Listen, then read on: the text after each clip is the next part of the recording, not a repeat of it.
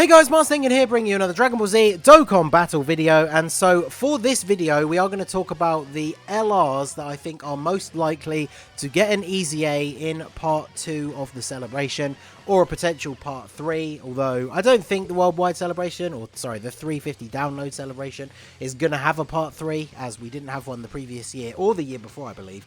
It's usually only the anniversary that gets a 3-part celebration, but we already know about AGL transforming Goku and the rest of the free-to-play Ginyu Force, but a lot of the big celebrations lately have been having LR EZAs. So whether it's a summonable one with a 10 stage event, or it's a free-to-play one with an Extreme Z area, there's definitely a couple of strong candidates, and I'm going to go through some of those now. So first up, we have the STR Full Power Frieza. This is a unit that I link leveled in the lead up to the celebration once we found out it was Namek Saga, in the hopes that potentially he would be getting an EZA maybe in part 1 or something. And then, of course, with the release of the actual 2 banner units and the fact that the Frieza is an LR Full Power Frieza, I do think that it's maybe a little bit less likely now that he's going to get an EZA. I'm not sure if we've had a celebration before where the unit getting an EZA is the same name as the actual new banner unit, because obviously with the same name update you can run them on the same team, but they can't link together. So with how powerful the LR Frieza is, especially if you're running his team, so you have double Friezas because of the friend, you're probably not necessarily going to bring this guy because he just has to be a 3rd slot floater at that point, which is not really what he's designed for. But I mean, he could still be a powerful 3rd slot floating damage dealer, but normally, especially the way I like to build teams, I normally try and have all of my 3rd slot floating units as support units. But he's still very good. When he initially came out, I wasn't too hyped for him just reading what he did, but once I finally got him and used him myself, he is a lot better than I had originally anticipated. So one thing to note, I think he was the first summonable LR, I might be wrong, but he has mega colossal damage on his 12 key and his 18 key, which is obviously something we see with the 2 new LRs that we just got for the Dual Dokkan Fest. So his 12 key is mega colossal, sacrifices 8% HP. The 18 key is greatly raises attack for 1 turn, does mega colossal. I've never been too keen on units that make you lose your own HP, which I think maybe was the initial reason why I didn't look so highly on this guy when he first came out, especially because also his start of turn passive is 2 key and 80% attack and defense, and then based on how low your HP is, he gets more attack and more key, but he never gets any more defense. So his defense is definitely an issue. If he gets an EZA, this needs to increase definitely, and maybe throw like raises defense on, maybe throw raises defense on his 12 key and then greatly raises attack and defense on his 18 key. That would make him incredibly powerful when you add in like the SA25 factor as well. Because remember that when LR's EZA, they don't get any more levels, so his base stats are not going to go up. So we need to see this increase, and then maybe these could go up by a little bit as well.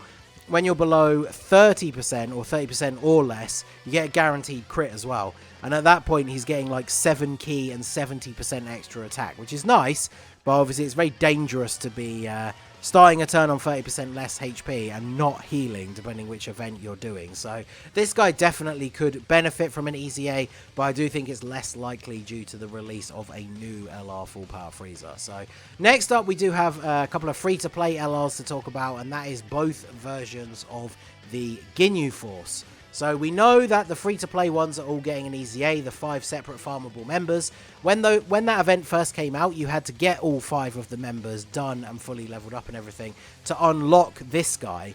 And so if all the others are getting EZAs, I would really like to see this unit get an EZA. Obviously, it's going to help out people on JP, and eventually, when it comes to Global, for the Extreme Super Railroad version of the Ginyu Force stage.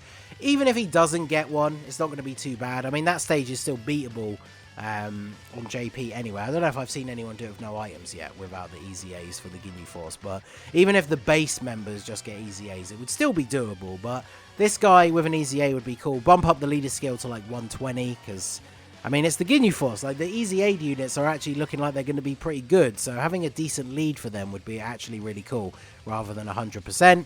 And then, of course, they don't have any of their own, like, attack and defense in their passive. They support Extreme Class allies for 30% and Ginyu Force allies for an extra 20%. So they themselves are only getting 50% attack and defense, which is pretty bad. So I would like to see, like, maybe buff this up to 30. similar to what the LR Team Bardock does, because they give super types 30 and then Team Bardock 30, and then give them their own actual base attack and defense. I think that would be really good. And then, of course, the physical Ginyu Force is from the Barbershop originally.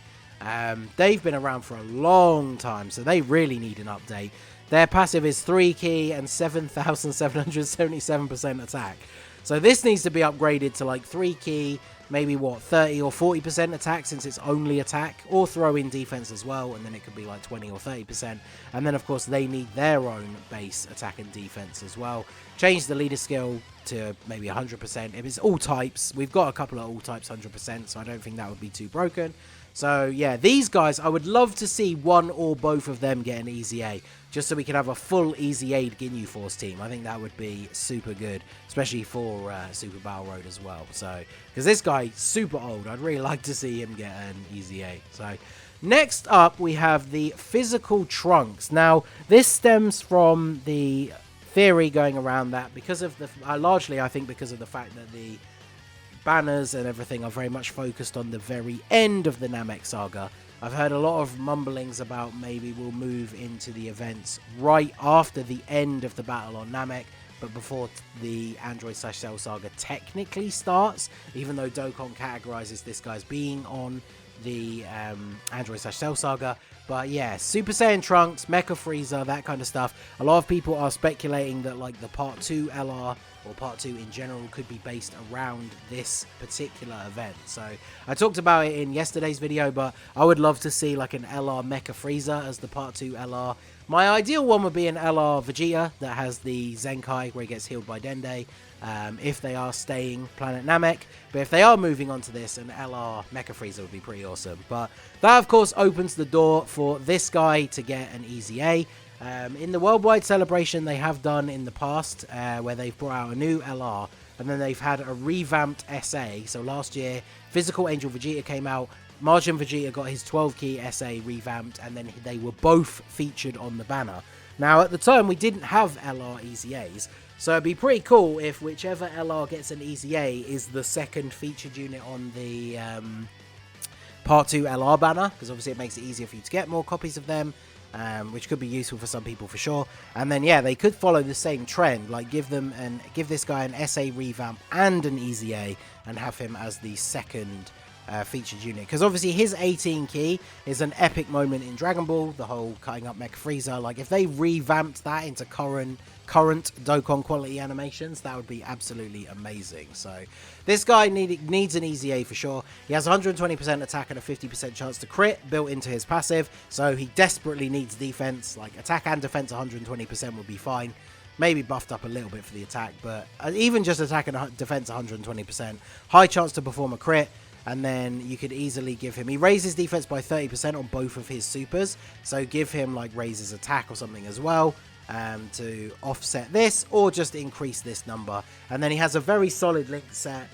He would be very, very good with an EZA. One thing I don't like, I'm a bit worried about sort of saying here, is we don't want to fall into the Int Gohan trap, because a lot of people said all he needs is defense, and then that's basically all he got.